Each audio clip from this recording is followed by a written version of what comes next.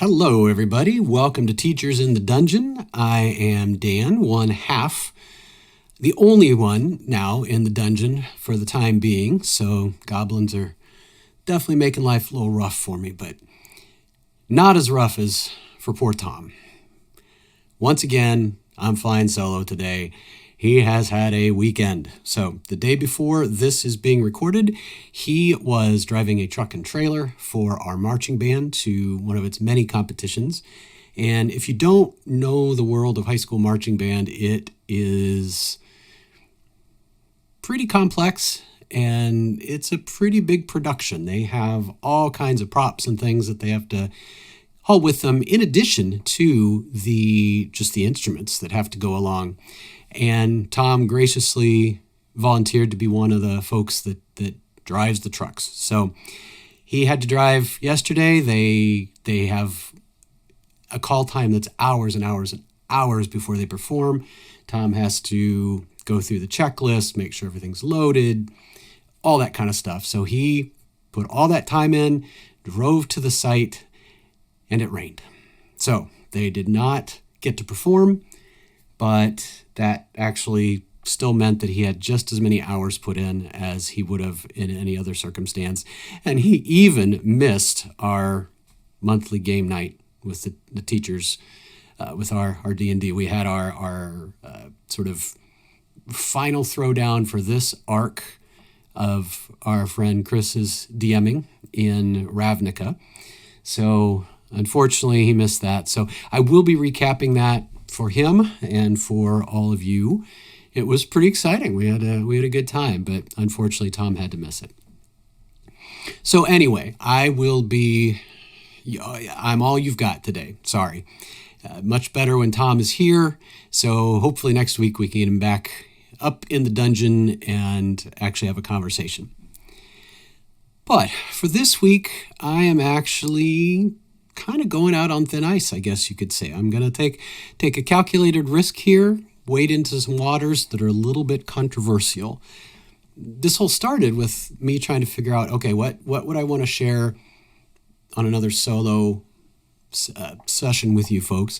And I kind of started thinking about the 2024 edition, which, quite frankly, I feel like kind of landed with a thud. You don't really hear people talking about it. Most people that I know are still largely just using the 2014 5th edition, maybe putting a few things in from the updated version. It just didn't really seem to resonate. And I kind of wondered why that was. And so I thought, well, I'll take a look. And initially, I to be perfectly honest, I went back to the DM's guide. I decided to look at the 2024 DM's guide, and I went at it kind of critically, thinking, okay, I think I'm probably not going to like this. And short answer is no. It actually is. It's a pretty good book. I know that we reviewed it, but I wanted to go back and double check and see if I still thought the same thing that I thought before.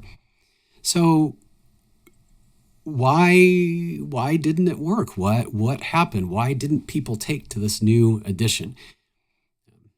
If you're at all acquainted with the social sciences, you know there's never one simple answer. There's always a whole bunch of things. And so as I started to kind of think through and look at some of the YouTube folks that I follow and try to piece together what went on, you realize this quickly metastasizes to a much larger issue. I think long and short, Dungeons & Dragons is in crisis. The 2024 edition did not sell well, particularly compared to the 2014 materials, although sales figures trace one pretty long decline for the past 5 or 6 years. That seems strange, though, because the game is more visible, it's more accepted than ever before. You got Critical Role, Stranger Things, that full-length feature film was just awesome, had a real budget, real stars, real cool special effects, and still D&D is floundering, or at least it feels like that, at least within the cultural zeitgeist that we're at the moment. So why is that? Well, easy answer number one, greed and the OGL debacle. Wizards of the Coast and Hasbro wanted more cash from this cow, and they saw how many people were making money off the D&D world. So many third-party creators were getting a lot of notice and were highly visible and highly creative, and people were excited and looking at all these new Kickstarters and backer kits and drive-through Dungeon Master, all those sorts of things, all those places to see and purchase new content. And Hasbro and Wizards wanted a little bit bigger slice of that pie, I think, just to be perfectly blunt. So, of course, we all know the OGL changes that they attempted to make. They lunged for the money in the worst possible way, and they made everybody mad. So they backtracked and said, "We hear you," which was a nice thing to do. But I think they did it. The wording and everything surrounding it was embarrassing, and it made it even worse. Sort of a half-hearted, sorry you feel that way type of apology without really just owning up, which is a shame. It really is. I feel like they had everything going their way, and it was a terrific self-own. They did give up their quest for the third-party revenue, but they did it in a way that kind of made everybody stay mad. Wizards of the Coast also has a new leader, wanted to generate a more consistent revenue stream. That's understandable. They're a business. They're a company. That's what they're supposed to do. But the way I understand it, they wanted to sort of mimic the way online gaming, video gaming works, where you have a subscription. So there is a monthly, consistent monthly payout by each of the players. And, Dungeons and Dragons, let's be honest, you can play it very easily without purchasing a thing from Wizards of the Coast. At the most, you need one or two people to have purchased, and the rest can just kind of fly along perfectly easily. So it's understandable they tried to find a new method, but honestly, it just alienated people that much further. D&D is not an online video game, and you just kind of wish that these business leaders had been a little more creative and thought a little harder about how they could monetize successfully in a way that would please everybody, rather than simply cutting and pasting the model from video game world. So that's the easy answer, number one. But there's more. And this is where I realize I'm going to do my best to stay absolutely neutral, but recognize the obvious facts. So easy answer number two, politics. Face it, Dungeons & Dragons really did become victim of the culture wars. Wizards of the Coast did become quite progressive, or maybe they always were. And if you want to, again, the quote is, and I think it's unfair, but I think it is a quote that is out there. Everybody knows it. They went woke and went broke. And you got to admit, even if you were on the liberal side of the continuum, that D&D and Wizards of the Coast did have creatives coming out and publicly saying things like, "We need less white men in the game." Why would you say you need less of any individual? You're trying to get more and more fans into your game, not crowd them out. Things like that were just unfortunate. And then the gatekeeping began. Old style players, grognards, I think is the term, they started saying that the new style of play was just for theater kids, which is rude and not fair. And you shouldn't be, again, if you're an old guy that likes this game, you're not going to be able to keep it afloat on your own financially. You need new people in there. So why in the world are you making fun or complaining about people playing in a different way? It just didn't make sense. But at the same time, the newer players were quick to attack old-timers as phobes of one sort or another, and, as I said, publicly wishing for them to just go away. That's not healthy for a fandom. It's not healthy for a game or a company or a cultural icon. And the company pretty clearly picked sides with the new players, but financially that was a little bit of a mistake. Generally speaking, all things being equal, older people have more money, more disposable income, and are more likely to continue to build this hobby that they've been working at for years or decades. So sales tanked, as I already mentioned already. So it does seem like the new players that came in talked a good game, but maybe they didn't actually buy any of the new materials. Kind of seems like it. Again, I don't want to, I guess I do want to blame, but I want to blame everybody because I think there's plenty of blame to go around. I tend to fall into the old fart quadrant of D&D players. I haven't played it as long as a lot of other people, but I am old and I am more traditional in the sense that I came to the love of this game through a love for Tolkien and that kind of high fantasy. I don't mind a bit of whimsy. I have to say, though, that if I found myself at a table that plays nothing but rabbit folk and tieflings who just wanted to find the perfect bestie, well, the carnage would be unfortunate. I want danger, I want adventure, deadly consequences. That being said, I love playing a bard and insulting everybody as a form of attack, so, I don't know, irony, I guess. On the other hand, if people want a Wizards of the Coast book of source material slanted heavily toward lighthearted romantic encounters and low-stakes skullduggery, then by all means, Wizards of the Coast should give the people what they want. And if it sells 100,000 copies, that is awesome. It helps everybody out, even if I am not personally interested in purchasing that particular material. So all of this finally leads me to the 2024 DM's Guide. I decided to take another look at it and see if there's any evidence of the sorts of changes that cause such division in the fan base. And coming at it from that lens, the short answer to that question is not really. It looks and feels very much like all the other, 5th edition materials. We'll get into a few differences here in a second, but it does kind of take me to another slight tangent. I mean, I know there are books out there that have gone into the history of D&D and have looked at each of the editions, which do make fascinating reading. They're definitely worth picking up and checking out.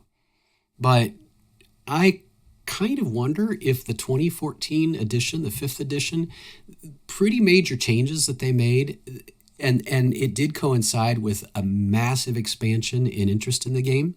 So that was hugely successful. But I almost wonder if people picked up those rules and ran with them and changed the game for themselves almost faster and in more radical ways than Wizards of the Coast even really expected. So in a way, Wizards is trying to just play catch up.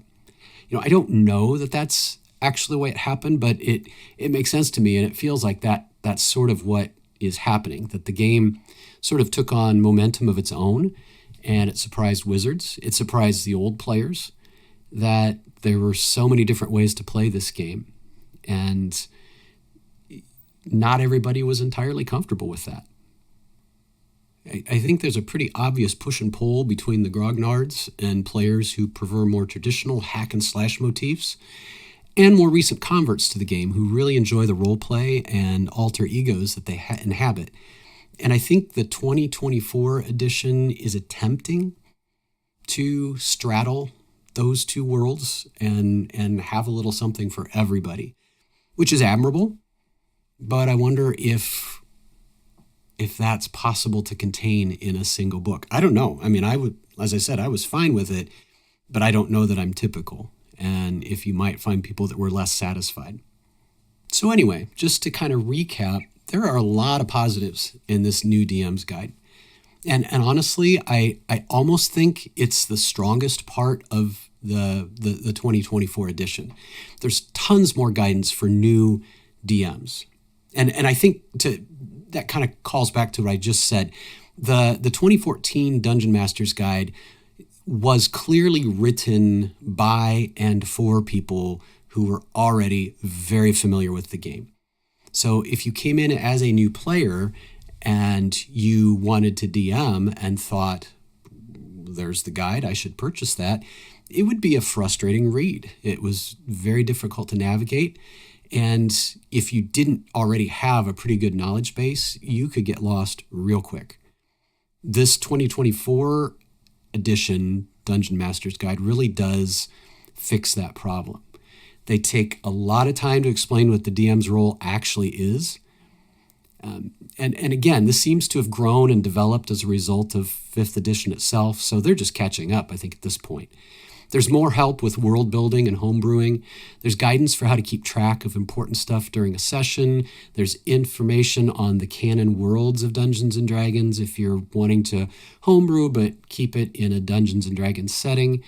And there are very clear step-by-step process instructions for all aspects of DMing.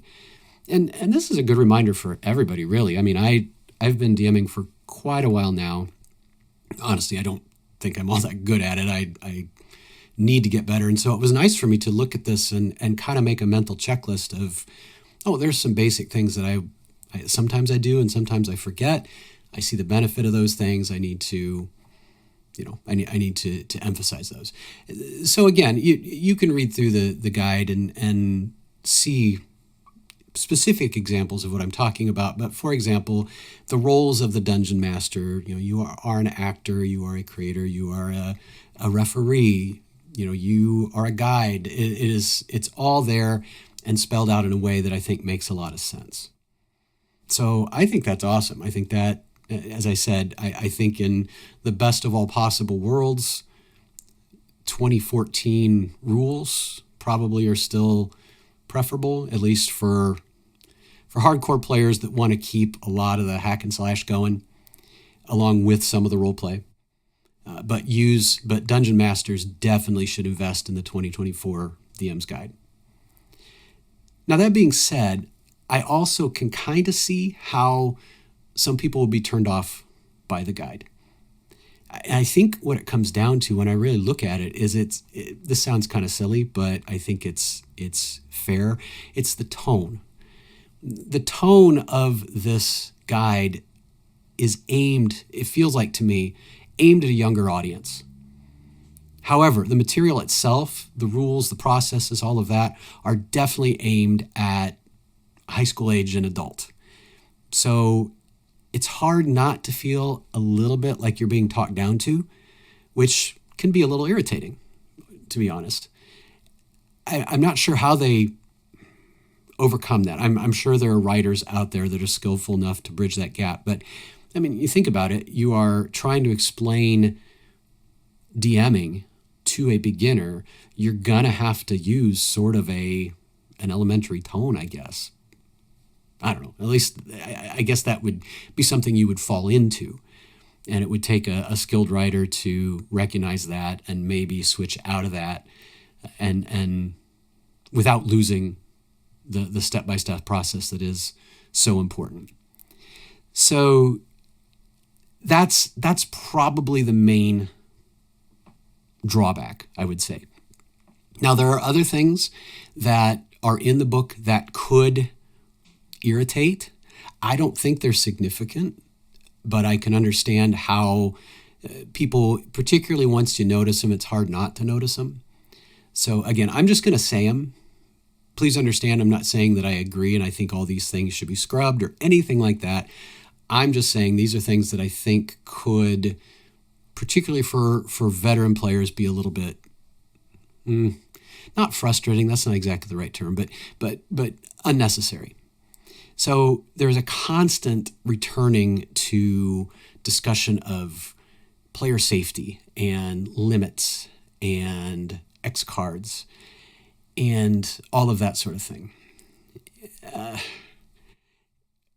That matters. I know it does.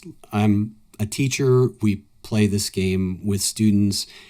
Absolutely essential, I think, in this day and age to have those things set up. So I'm glad those are mentioned. I'm glad those reminders are given. To be perfectly blunt, for a Gen X individual and friends who've played together for years, it does feel a little bit much. These are things that people should know how to do naturally in their friend groups. It almost starts to sound like a counseling session after a while.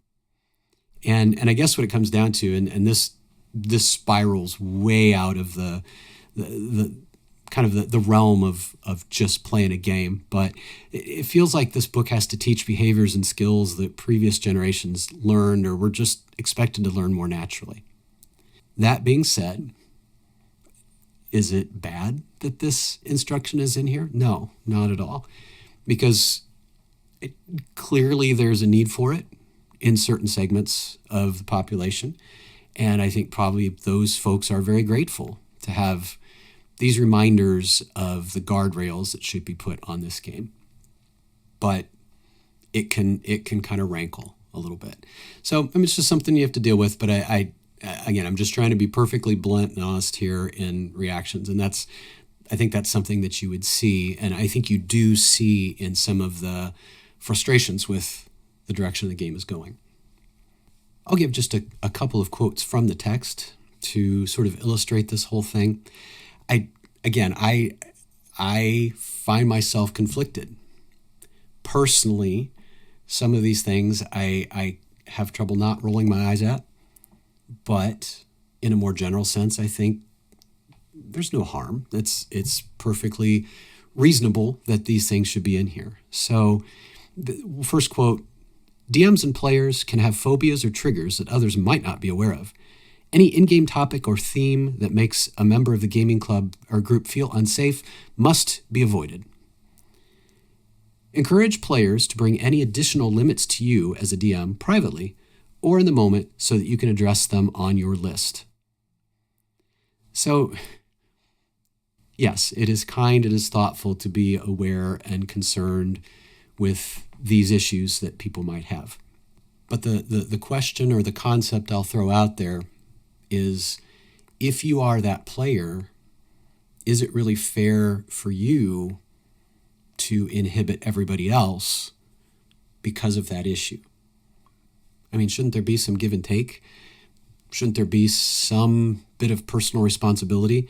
If you're in a place where you are, that dealing with trauma to that extent where mentioning in a game can throw you, maybe it's not the place for you to start. Maybe there's some other things that you can do or other places you should go to get help for that.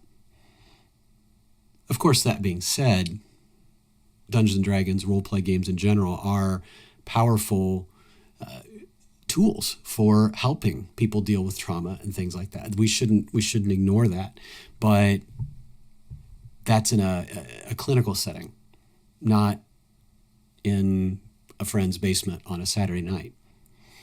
So it's a tricky issue, as you've probably noticed, as I've kind of backtracked and had to rethink and restate, and you haven't seen the number of times that I stopped and re-recorded because I was a little worried about how something I said came across. This is sort of a minefield. It shouldn't be, but I think it is. But maybe this comes back to, maybe this is just the unavoidable consequence of the fact that this is a game that really engages your emotions as well as your intellect. And it becomes near and dear to the hearts of people. Once you start playing, if you like it, you probably love it and you feel very strongly about it. And that makes it a little difficult sometimes to have a detached discussion about how the game is played or how it should be played, all that sort of thing. And then, as I said, you tie that into corporate decisions that maybe are made for reasons other than the benefit of the community. You tie that into an environment right now where I think as a culture we're struggling to discuss anything without letting emotions sort of run away with us. And D&D becomes one more casualty, which is really unfortunate. But tell me what you guys think. I am curious to know. I really do kind of see both sides of this. I think that it is a good thing to have our society be a little more aware of, people that will have special conditions and things like that, and they should be accommodated so that they can enjoy this game as well. At the same time, I really do think there's something to be said for developing resilience, for allowing other people to continue with things they enjoy, even if you personally don't. And there should be some balance. And I don't know if we're there yet. I suppose to end on a more positive note, I think that's the nice thing about this game, though, is you got a group of friends and you know and trust each other. You can make this game whatever you want. If you are, if you are former theater kids and you really love the chance to just do some extemporaneous acting on the fly, perfect. Get together, do that, have a great time. If you are a person that just really enjoys seeing what the dice say when you're fighting that goblin or that dragon, and you don't want to have to worry about having a social encounter in the tavern, play it that way. No one's stopping you. No one needs to know. It's your game, you and your friends. Make it what you want. And I think to tie it back to the 2024 guide one last time, I think it is a worthwhile addition if you are thinking about DMing. The guide is clear, it is helpful, and I think it really does show you all the different ways the game can be played, and you can just pick or choose. Okay, so enough of the uncomfortable talk. We will finish this one up. Next week, Tom will be back to provide some reining in, perhaps, if I went too far with this one. I hope not. This is an issue that I think about, and I'm kind of curious about, and I'd be interested to see what you folks have to say about it. Till next time, as Tom would say, somewhere off in the distance, keep rolling those 20s, folks.